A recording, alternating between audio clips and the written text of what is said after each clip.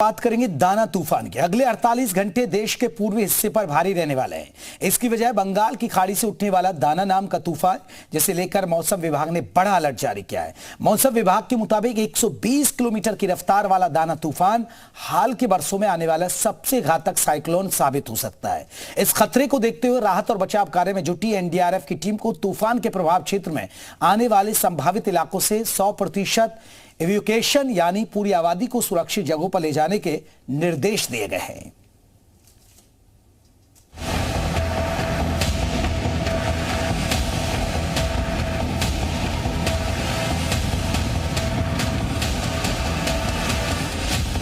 उड़ीसा के तट पर समंदर में हलचल शुरू हो चुकी है।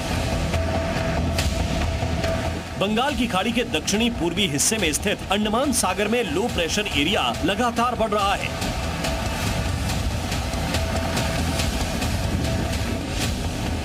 हालांकि हवाओं की रफ्तार और लहरों की ऊंचाई अभी सामान्य से कुछ ही ज्यादा है, लेकिन आने वाले 24 घंटे में यही समुद्र दाना तूफान की चपेट में होगा।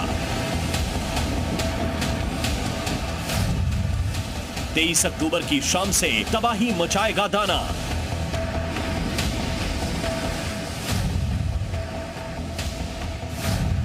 एक 120 किलोमीटर की स्पीड वाला दाना मचाएगा ओडिशा से बंगाल तक कहर।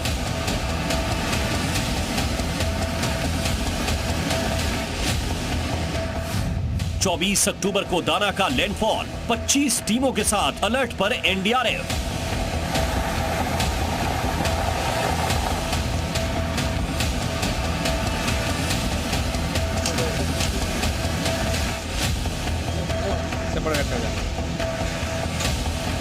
दाना तूफान की तबाही से निपटने की तैयारी दो तरह से की जा रही है। एक तरफ एनडीआरएफ की 2 टीमें, उड़ीसा में 14 और पश्चिम बंगाल में 11 टीमें सबसे ज्यादा प्रभाव के संभावित इलाकों में कमान संभाल चुकी हैं। पीछे देख पा रहे हैं कि अनलोड हो रहा है व्हीकल, जो कि अभी यहाँ वेसल से फर्दर हम क्रॉस करेंगे। गोसावा ब्लॉक जो आइलैंड है वहाँ पे हम लोग 30 हैं, टोटल स्ट्रेंथ में 30 हैं। ये अब साइक्लोन का जो लैंडफॉल है वो 24th night and 25th morning तक का दिखा रहा है एज पर जो आईएमडी की रिपोर्ट है। तो पॉसिबल है कि हम 25th तक जैसा होगा, जितना डिजास्टर आता है उस हिसाब से ही हमारी वो रहेगी यहाँ डिप्लॉयमेंट 24, 25, 26। एनडीआरएफ के साथ मौसम विभाग बेहद घातक रूप अख्तियार कर रहे दाना तूफान की प्रोग्रेस लगातार सैटेलाइट से मॉनिटर कर रहा है।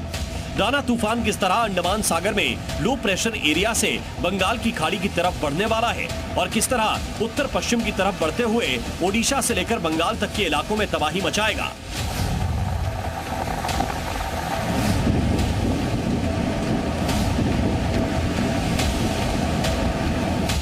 मौसम विभाग के अब तक के पूर्वानुमान के मुताबिक 23 अक्टूबर तक दाना तूफान बंगाल की खाड़ी को चपेट में ले लेगा। इसके बाद उत्तर पश्चिम की तरफ बढ़ते हुए बंगाल और ओडिशा के तट तक पहुंचेगा। सबसे ज्यादा असर उत्तरी ओडिशा और बंगाल के दक्षिण पूर्वी हिस्से पर होगा। तूफान का लैंडफॉल 120 किलोमीटर की रफ्तार से पुरी और सागर द्वीप के बीच होगा।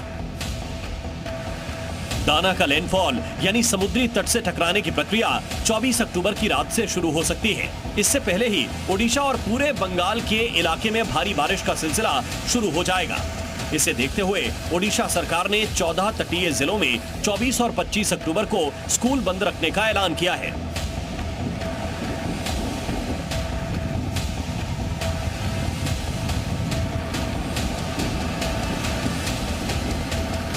तूफान के खतरे को देखते हुए तीर्थ यात्रियों को फिलहाल पुरी और जगन्नाथ मंदिर की यात्रा नहीं करने की हिदायत दी गई है।